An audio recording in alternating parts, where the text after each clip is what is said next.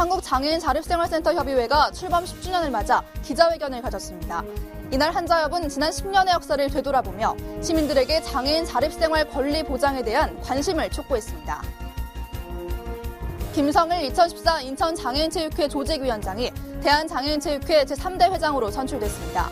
김 당선인은 다음 달 25일 취임식을 시작으로 4년간 회장 직무를 수행하게 됩니다. 제1회 대한장애인 승마대회가 지난 19일과 20일 양일간 전남 목포에서 열렸습니다. 이번 대회에는 국내 장애인 승마 선수 27명이 출전해 기량을 겨뤘습니다. 시청자 여러분 안녕하십니까? 국제TV 뉴스입니다. 지난 2003년에 출범한 한국장애인자립생활센터 협의회가 어느덧 출범 10주년을 맞았다고 합니다. 첫 소식 최영화 기자입니다. 한국장애인자립생활센터 협의회가 10주년을 맞아 지난 18일 보건복지부 앞에서 기자회견을 열었습니다. 기자회견에서 이들은 장애인 자립생활 권리 쟁취를 위한 지난 10년의 역사와 발자취를 돌아보는 시간을 가졌습니다. 그동안 우리는 지방이나 수용시설에서 벗어나 지역사회에서 대중들과 함께 살아나가기 위한 물리적, 제도적 장벽을 제거하기 위한 여러 가지 요구사항들을 제시하고 그것들을 관철시키기 위해 투쟁해왔다. 이러한 투쟁을 통해 저상버스와 특별교통수단 도입, 전국의 활동보조 서비스 제공 등의 성과를 이뤄낸 반면 장애등급제, 부양의무제 등 남은 해결 과제가 많다며 앞으로의 10년을 위한 의지를 다지는 시간을 가졌습니다. 한자협은 이날 복지부 앞에서 종로 보신각까지 거리를 행진하며 시민들에게 장애인 자립생활을 위한 권리 보장에 대한 관심을 촉구했습니다. 한편 이날에는 10주년 문화제가 마련돼 떡케이크 커팅식과 함께 차별과 억압이 적힌 천을 찢는 등 의미 있는 퍼포먼스를 선보이기도 했습니다. 국지TV 뉴스 최영아입니다. 제3대 대한장애인체육회 신임 회장에 김성일 후보가 당선됐습니다. 김성일 신임 회장은 착실한 공약 이행을 위해 한 걸음씩 노력하겠다는 당선 소감을 밝혔습니다. 정두리 기자입니다. 제3대 대한장애인체육회 신임 회장에 김성일 후보가 당선됐습니다. 지난 18일 오후 은행회관에서 진행된 대한장애인체육회 임시대의원 총회에서 김성일 당선인은 1차 투표에서 19표를, 2차 투표에서 27표를 얻으며 당선이 확정됐습니다. 김 당선인은 2014 인천장애인 아시아경기대회 조직위원장을 맡고 있으며 공군 참모총장 출신으로 베이징 장애인올림픽 선수단장과 대한장애인올림픽위원회 부위원장 등을 역임한 바 있습니다. 이제 가장 중요한 것은 각 경기연맹 단체가 활성화되도록 하는데 아마 내가 중점을 맞추려고 그래요. 이제 확보된 기금도 가능하면 경기 단체에서 활용할 수 있도록 한다든가 각종 국제 경기대에 자주 내보내가지고 쿼타를 따야도 올림픽에 나갈 수 있으니까 그런 데 대한 예산 지원, 제도적인 것, 또 국내 어떤 그런 실질적인 국내 경기도 제대로 좀 치러질 수 있도록 연맹들과 같이 잘 연계해서 해나갈 계획입니다. 한편 김 당선인은 문화체육관광부 승인을 통해 회장으로 최종 확정되고 다음 달 25일 취임식을 시작으로 4년간 직무를 수행하게 됩니다. 국지TV 뉴스 정두리입니다. 제1회 대한장애인 승마대회가 전남 목포에서 열렸습니다. 우수 장애인 승마 선수 발굴과 국가대표 선수 선발 등이 진행됐다고 합니다. 박정인 기자입니다. 국내 장애인 승마 선수 저변 확대와 장애인 승마 선수의 기량 향상을 위한 제1회 대한장애인 승마대회가 전남 목포에서 열렸습니다. 이번 대회는 장애인 선수를 발굴하고 국가대표 선수로 선발하기 위해 국내 최초로 열린 승마대회입니다. 대회에는 정종득 목포시장과 박지원 국회의원, 대한장애인 승마협회 최교욱 회장, 장애인 체육 관계자 등 많은 내빈이 참석한 가운데 열렸으며 이 자리에서 최교욱 회장은 처음은 미약하지만 이번 대회에 참여한 모든 선수들의 가슴에 태극마크를 달 수 있도록 육성 발전시키겠다고 말했습니다. 한편 이번 대회는 지체, 시각, 지적, 청각장애인 등이 참가해 마장마술, 평보, 속보, 구보, 권승 등 4종목에서 경기가 진행됐습니다. 복지TV 뉴스 박정인입니다. 건강보험 심사평가원 국정감사에서 보건복지 소속 의원들은 의약품 처방 조제 지원 시스템인 DUR의 기능에 대한 문제를 집중 질의했습니다. 지난 18일 열린 건강보험 심사평가원 국정감사에는 의약품 안심 서비스인 DUR의 상용화와 의무화되지 못한 데에 따른 문제로 여야 의원들의 질의가 이어졌습니다. 새누리당 김현숙 의원과 민현주 의원은 DUR의 의무화와 관련해 사전 점검 시스템상 오류 문제와 사용 빈도에 대해 문제점을 지적했습니다. 이와 더불어 민주당 김성주 의원은 DUR의 처방 조제의 경고 기능이 의료기관으로부터 무시받고 있음을 지적했습니다. 이 자리에서 심평원 강윤구 원장은 DUR의 사전 점검 시스템상 오류 문제와 사용 빈도 등의 문제는 의무화되지 못한 제도적 문제라고 답변했으며 현재 국회에 관련 법안을 제출한 상태라고 밝혔습니다. 보건복지부는 시군구의 희망복지지원단이 직접 금융상담이 필요한 저소득층을 찾아가는 서비스를 시작한다고 밝혔습니다. 복지부는 저소득층을 위해서 간단한 조언을 하고 공적 상담 창구와 연결해주는 금융상담 활성화 서비스인 찾아가는 희망복지지원단이 금융상담 서비스를 시작한다고 말했습니다. 희망복지지원단은 시군구의 복지 담당 공무원과 사회복지 통합서비스 담당 민간 계약직 등으로 이뤄진 조직으로 경제적 어려움이 있는 지역 주민에게 각종 서비스를 제공합니다. 이에 복지부는 희망복지지원단은 취약계층과의 기본 상담을 통해 금융조언이 필요한 대상을 골라내고 심층적인 금융상담이 필요한 경우 서민금융종합지원센터, 서울시 금융복지상담센터 등 전문가에게 연결할 계획이라고 밝혔습니다.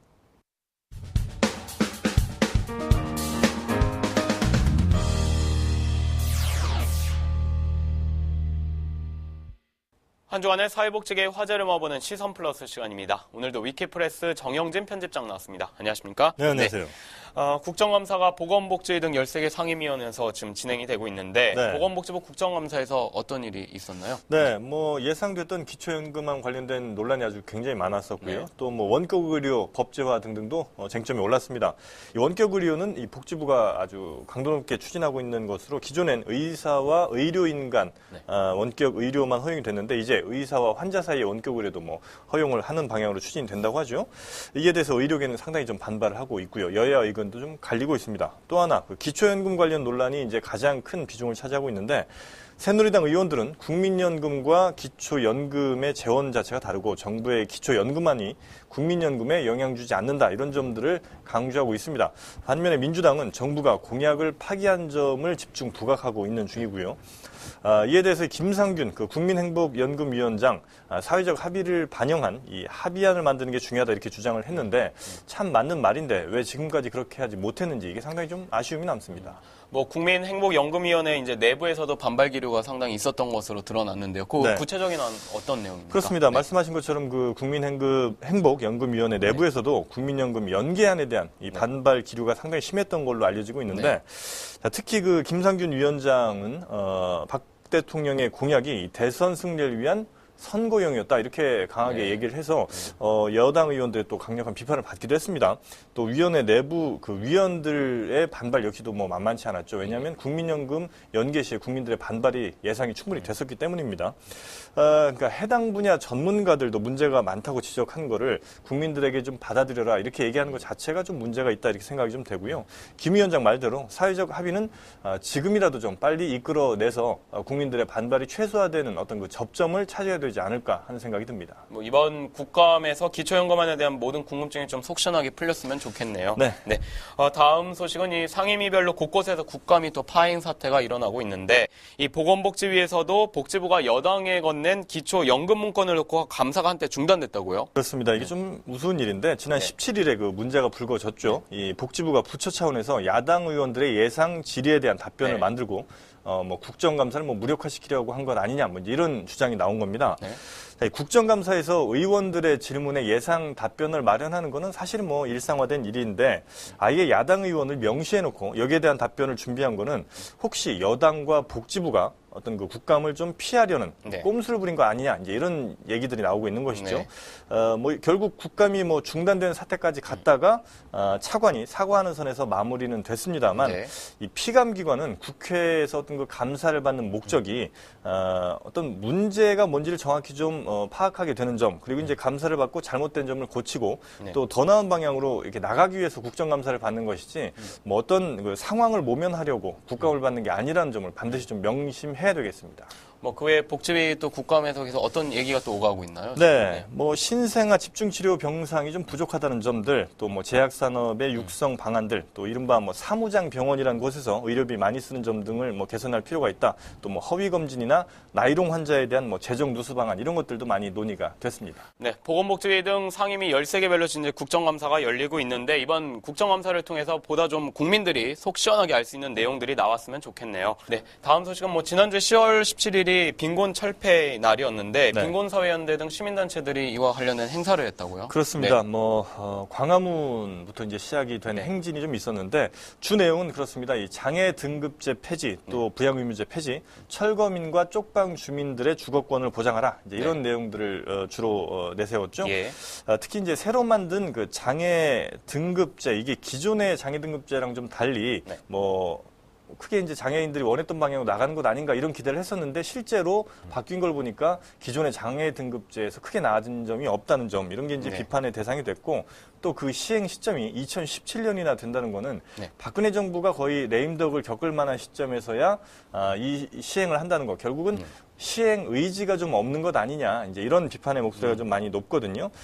때문에 이런 점들에 대해서는 정부가 좀 귀 기울여서 들어야 될 필요가 있을 것 같고, 뭐 안국동, 종각, 대한문까지 행진을 했다고 하는데 이분들의 진심이 좀 복지부라든지 아니면 정부 부처에 좀 전달될 수 있으면 하는 바람이 있습니다. 네, 뭐 우리가 살고 있는 이 땅에 빈곤이라는 단어 자체가 좀 사라졌으면 좋겠네요. 네, 다음 주에도 다양한 사회복지계 소식 전해주시기 바랍니다. 고맙습니다. 고맙습니다.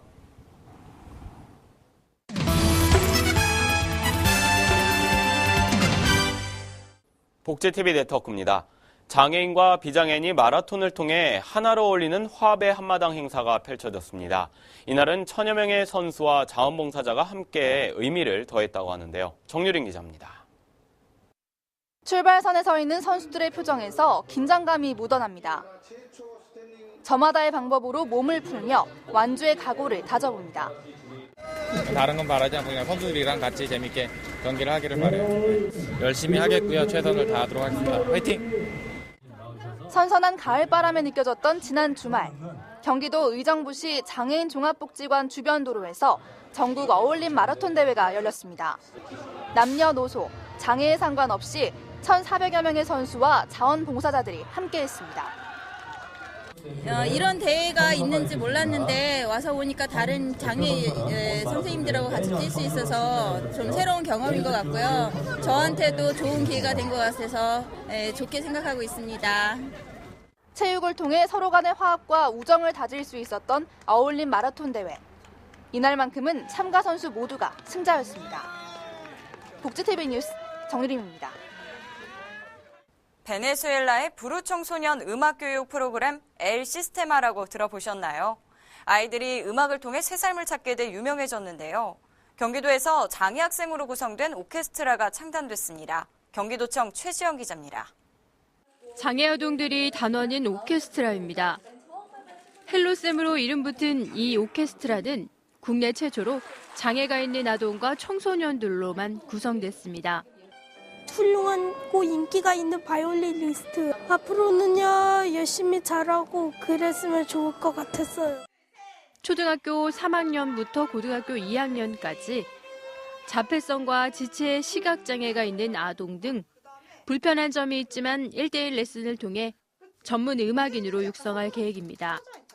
전문적인 오케스트라를 통해서 이 사회에 어떤 새로운 가능성과 희망을 던져줄 수 있는 그런 취지에서 오늘 이 창단식을 하게 됐습니다. 사업 운영을 하는 어린이재단은 지난달 신청자 200여 명을 대상으로 공개 오디션을 보고 그 가운데 35명의 단원을 선발했습니다. 이들은 내년 9월까지 1년간 활동하며 사단법인 에이블아트가 교육을, 경기도와 수원시, 삼성전기는 후원을 합니다. 경기지TV 최지연입니다.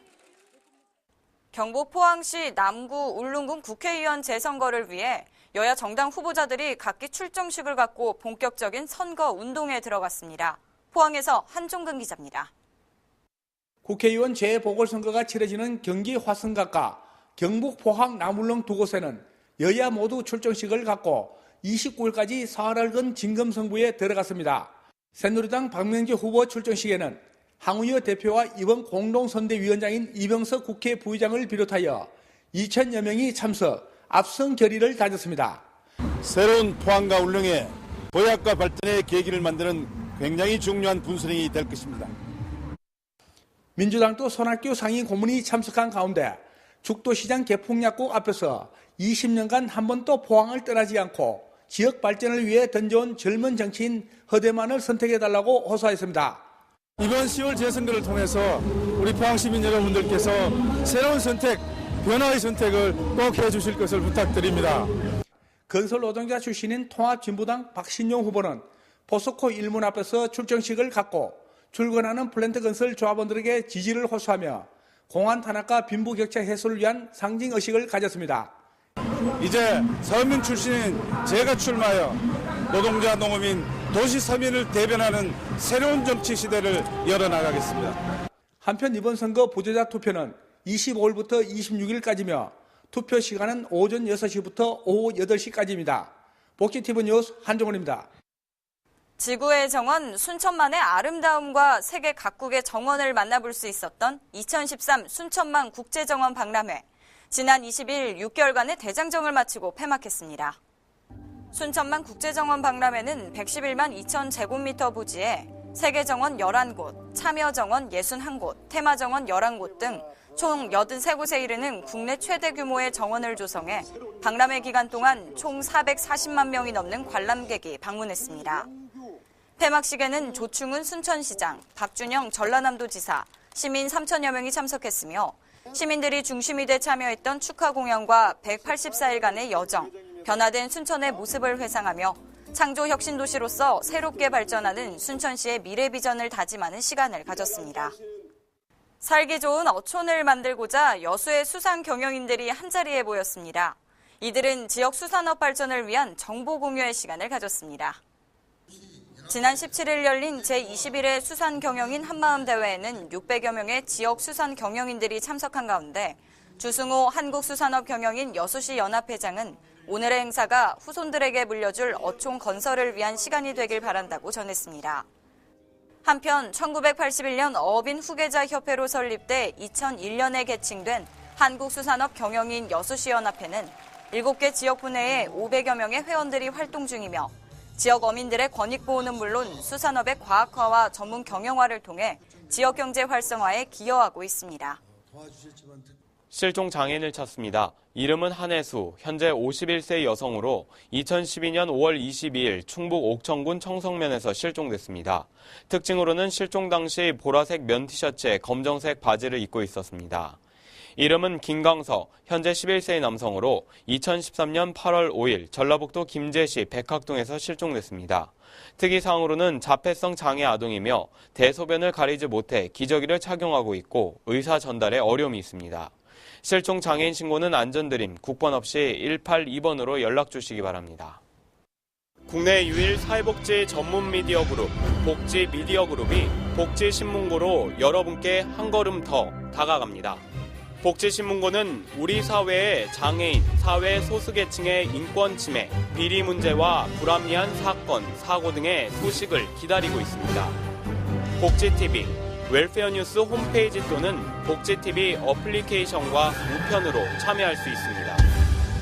여러분의 작은 소리도 크게 듣는 복지신문고, 여러분의 많은 관심 바랍니다.